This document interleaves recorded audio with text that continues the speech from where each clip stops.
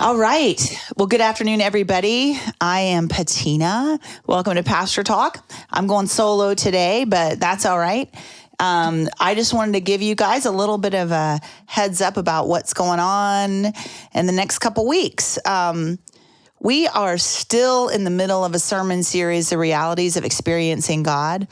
And this past Sunday, we were talking about how that God does speak to us. And in the workbook that we have, if you don't have it, this is what we're using. On page 43, they ask the question, does God really speak to people today? Which is what the entire sermon was about. Will he reveal to you where he is working so you can join him? Yes, God has not changed. So the idea that God, throughout the entire Bible, speaks to us and draws us into his purpose and his will, but that's not just for all the people who lived when the Bible was written, but it's for us today. So this upcoming week, Pastor Brian is going to be talking about something that I think is probably one of the most important aspects of this particular sermon series and Bible study. And he's going to be talking about a crisis of belief. And God's invitation for you to work with him always leads you to a crisis of belief that requires faith and action.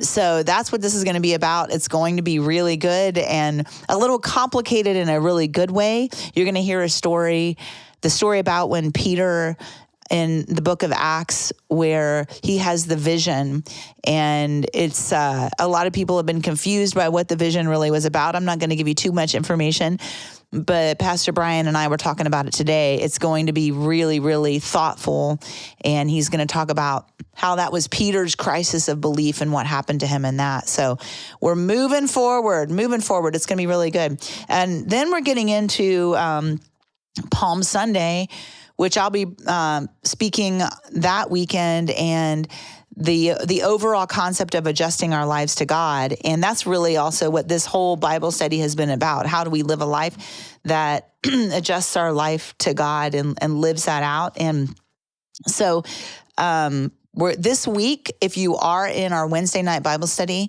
we are in Unit 2, if you were wondering. So Unit 2 is the material that we'll be going over tonight. And then next week, we'll be in Unit 3. And then we take a break for Holy Week. So you might want to make note, but we'll be talking more about that. So couple things that are going on and coming up. I want to mention that on Palm Sunday, which is the 2nd of April, that Palm Sunday, we're actually going to have a worship choir singing in the contemporary service. So at 9:30 only. And it's going to be anybody who wants to sing, then anybody can sing. If you go to contemporary worship and you want to sing in that service, just let me know or let Nikki know. If it's going to be at 9:30 and we're going to have a rehearsal the week, I think, what did we say? Thursday night, right? Yeah, it'll be a Thursday night rehearsal. So, but that'll be on Palm Sunday, and we've invited our traditional choir to come in. It's open to anybody. So if you want to do that, definitely sign up. It's going to be super fun. And Estelle is also going to be playing with the band. And so we got some cool stuff going on for Palm Sunday. And then we start Holy Week. And so I want to remind everybody that you need to sign up for the Seder dinner, mostly because we have guests coming in, and we want to make sure that we have as much seating available and enough food for everyone. So sign up for the Seder dinner. And we are like one of the person who started, I think, Juice for Jesus is going to be speaking.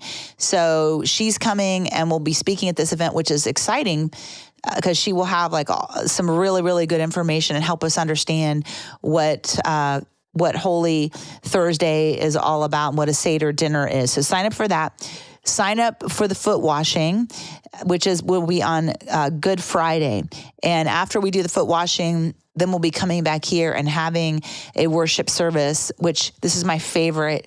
I love Holy Week. Super excited about the Good Friday service. Then we're doing something different on Saturday night. So Saturday night, Holy Saturday before Easter. So we've started this, our Saturday night worship, the dwelling, and we've been doing it. It's been great experience. And I don't want to cancel it because the people who come to Saturday night are committed to Saturday night. So we decided to, instead of canceling it because Easter is Sunday, we're going to do a really special worship service. It's going to be outside beside the historic sanctuary. We're going to bring chairs and we're going to talk about, what was getting ready, what was happening on that Saturday before the resurrection, and sing some songs and share some stories. And so that's going to be Saturday night. That would be the 8th of April. So mark your calendars for that. If you invite a friend, it's going to be really laid back. And it's not only for our Saturday night dwelling worship service, it's really anybody who wants to come. And we've invited a guest who's going to come and lead worship, and I'm praying that he's available to come and do that. But if not, we will, I'll be there, and we'll be, I want to set up a fire, but I don't know if I'm, like a campfire. I don't know if I'm going to be allowed to do that, but since nobody's here to kind of rein me in, I can say whatever I want. Campfire, yes. We'll figure something out.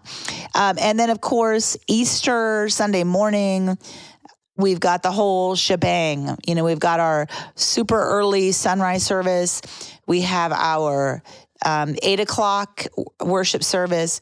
We have 9:30 and we have 11. And also at the 11 o'clock Easter service, that particular service, the traditional, is going to have a combined choir. So pulling out all the stops, the cell's bringing it, and a bunch of singers are going to be in there supporting the already existing traditional choir. So yeah, we have a lot happening. We just, in a really super good way. And I'm trying to think that's about it, but I would definitely get your calendars out, mark it. And like I said before, always the Holy Week to me, I grew up in a Baptist church, and we didn't talk about Lent. I thought it was a Catholic thing, and which is fine, but we didn't talk about it. And we also didn't talk about Holy Week at all. I didn't even know what that was until I got into and started attending a United Methodist church. And it's so beautiful, and all of the reminders and kind of getting back to why we believe what we believe, and who is Jesus, and all of those things. So it's my favorite time of year.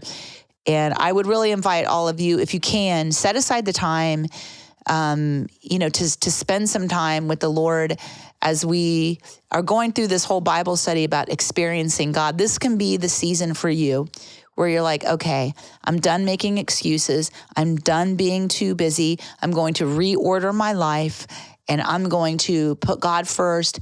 And it's not just going to be for a season. It's going to be for the rest of my life. Right now, it could be your time. So anyway, I just want to thank you for tuning in to Pastor Talk today. And for those of you who are going to be in Bible study tonight, I look forward to seeing you then. And you know what? Like I always say at the end of services, make sure you tell somebody about Jesus, because he's pretty amazing. All right. See you later.